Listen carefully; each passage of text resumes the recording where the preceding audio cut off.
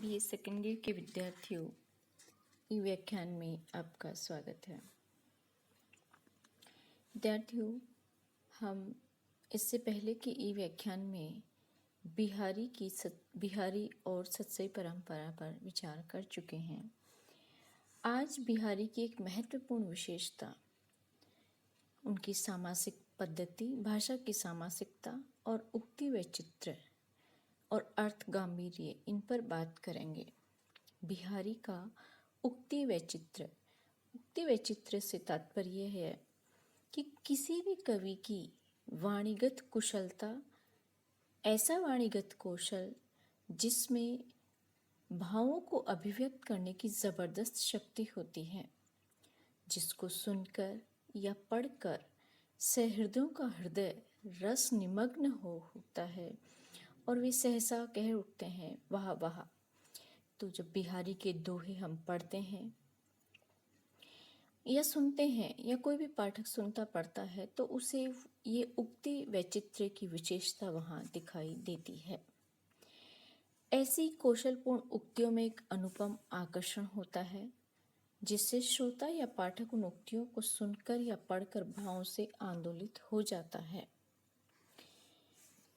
तो बिहारी के काव्य में ये उक्तियों का चमत्कार, वैचित्र्य के साथ साथ अर्थ की गहनता और अर्थ गांभीर्य भी विद्यमान है। दोहे जैसे छोटे छंद में उन्होंने अमित भाव भर दिए हैं। कहने की आवश्यकता नहीं है कि बिहारी के दोहों में ऐसी ही सरस, विलक्षण और वैचित्र्यपूर्ण उक्तियां मिलती हैं जिनमें रसमग्न करने की पूर्ण क्षमता है, जो अनुपम आकर्षण, अलौकिक चमत्कार और अद्भुत रस संचार के साथ साथ में अर्थ गांभीर्य से भी ओतप्रोत है। अर्थात उक्ति की विचित्रता केवल आमोद प्रमोद के लिए नहीं है, अपितु वहाँ अर्थ की गंभीरता भी विद्यमान है। आचार्य रामचंद्र शुक्ल ने उनके लिए लिखा है कि बिहारी की कृति का जो मूल्य अधिक आंका गया है, उससे अधिकतर रचना की बारीक या काव्यांगों में सूक्ष्म विन्यास की निपुणता की ओर मुख्यतः दृष्टि रखने वाले पारखियों के पक्ष में ही समझना चाहिए। उनके पक्ष से समझना चाहिए कि जो हाथी दांत के टुकड़े पर महीन बेल बूटे देख घंटों वाहवाह किया करते हैं। पंडित विश्वनाथ प्रसाद मिश्र ने भी लिखा है कि बिहारी में कला पक्ष के भीतर वाग वैदग्ध्य बहुत सच्चा पाया जाता है, इसीलिए उनकी कविता लोगों को मस्त कर देती है। बिहारी ने अपने छोटे से दोहे में नबी तुली शब्दावली में अनेक उक्तियों, विलक्षणता और वैचित्र्य को भरा है और साथ में अर्थ की गंभीरता भी विद्यमान है, जिसे देखकर अच्छे से अच्छे विद्वान भी दंग रह जाते हैं। ऐसा चमत्कार आज तक हिंदी का कोई अन्य कवि नहीं कर सका या कम ही कर सका है। बिहारी का प्रत्येक दोहा किसी न किसी विलक्षण उक्ति और अर्थ की गंभीरता से परिपूर्ण है। बिहारी सतसई का पहला दोहा ही देखिए, उदाहरण के रूप में आपके समक्ष में उस दोहे को बताती हूँ। बिहारी सतसई का प्रथम दोहा है, मेरी भव बाधा हरो राधा नागरी सोई, जा तन की झाई परे श्याम हरित द्युति होए। अब विद्यार्थियों, ये दोहा है, कवि ने इसमें राधिका को स्मरण करते हुए मंगलाचरण किया है और राधिका से वो प्रार्थना कर रहा है बाधा हरण की। लेकिन इसमें उक्ति चमत्कार देखिए कि और अर्थ की गंभीरता भी देखिए। झाई परे, श्याम और हरित द्युति, जो पद इसमें हैं, इनके प्रत्येक के 3-3 अर्थ हैं। दोहे में श्लेष विद्यमान है। इस दोहे के अंतर्गत पहले के लिए कवि कहता है कि उस राधा नागरी से वो प्रार्थना करता है जिसके गोर शरीर की आभा पड़ने से श्याम रंग वाले श्री कृष्ण हरे रंग की आभा वाले हो जाते हैं। दूसरा अर्थ इसका ये निकलता है, कवि उस राधा रानी से प्रार्थना करता है जिसके सौंदर्य संपन्न शरीर की झलक पड़ते ही श्री कृष्ण प्रसन्न वदन हो जाते हैं, अर्थात प्रसन्न मुख वाले हो जाते हैं। और तीसरा, कवि उस राधिका से प्रार्थना कर रहा है जिसके स्वरूप का ध्यान ही संपूर्ण कल्मश, पातक, दुख, जिनका रंग काला माना जाता है साहित्य में, वो अपनी कल्मशता छोड़ देते हैं। तो विद्यार्थियों, देखिए इस प्रकार से तीन, झाई परे, श्याम और हरि द्वितीय, ये तीनों पद तीन अर्थों को वहन करते हैं। इस तरह से छोटा सा दोहा ही अद्भुत शक्ति के साथ गहन अर्थ प्रकट कर रहा है। बिहारी के ऐसे बिहारी सत्संग में एक नहीं अनेक दोहे वहां पर विद्यमान है।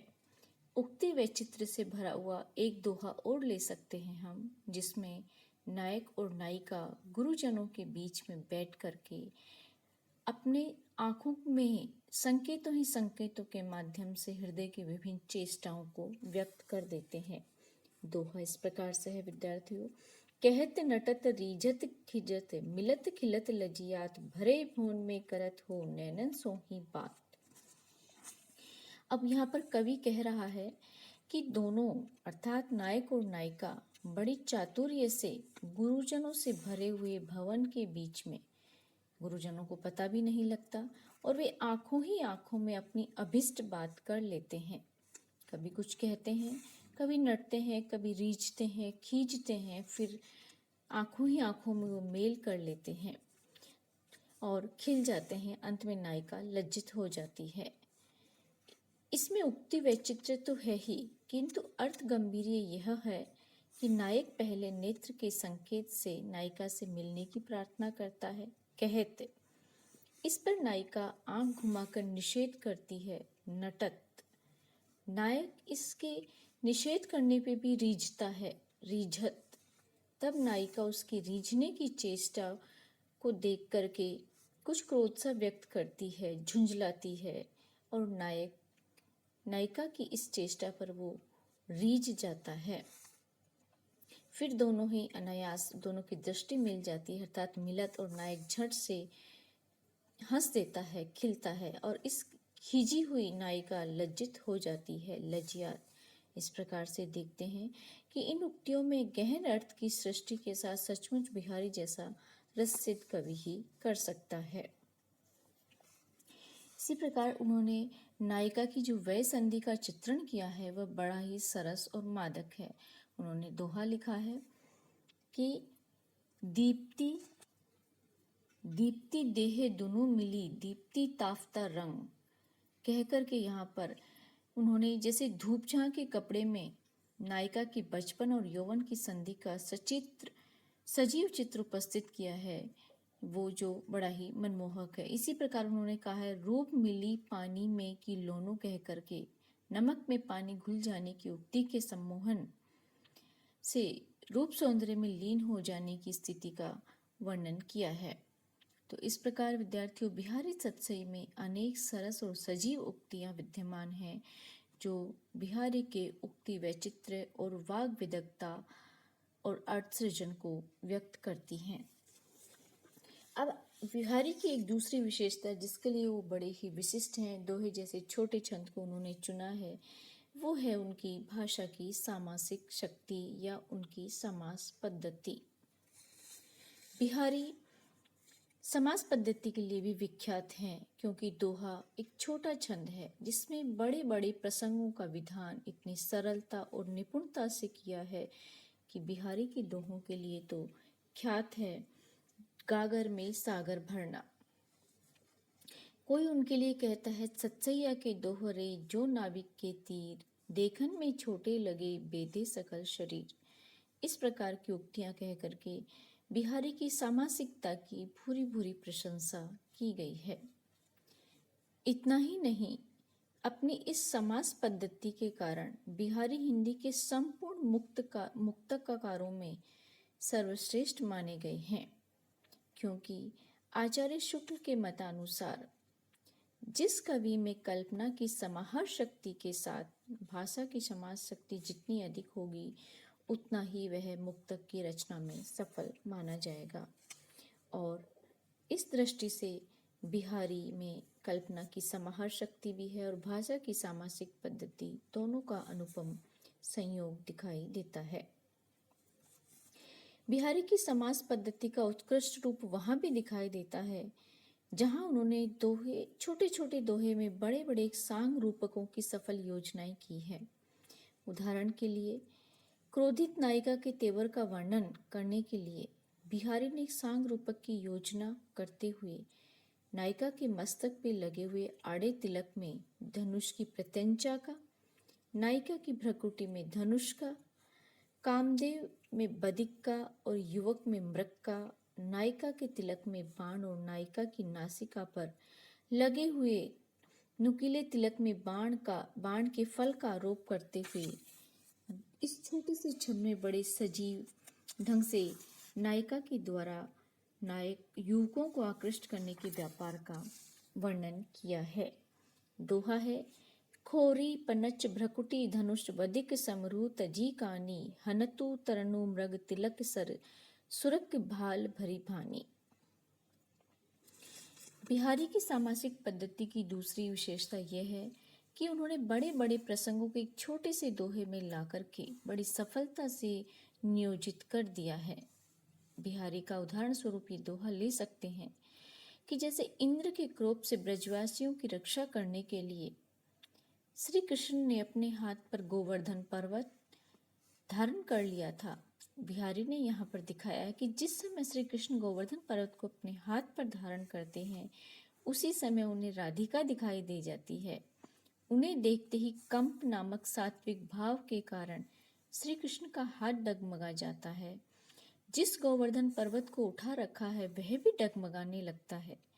इस डगमगाहट से समस्त ब्रजवासी घबरा जाते हैं और उनकी घबराहट देख करके श्री कृष्ण भी लज्जित हो जाते हैं।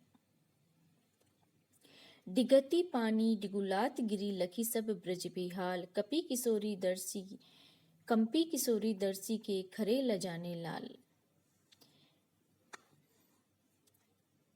अर्थात जो बिहारी ने जो दोहों में अपनी विशेषताएं भरी है समास पद्धति की वो अद्भुत है, अनुपम है। अब देखते हैं कि उनकी अगली विशेषता है कि विभिन्न व्यापारों का वर्णन भी उन्होंने बड़ी ही कुशलता और निपुणता के साथ एक छोटे से दोहे के अंतर्गत कर दिया, जिसके लिए रीतिकालीन कवियों ने बड़े बड़े सवई और कवित्व लिखे हैं।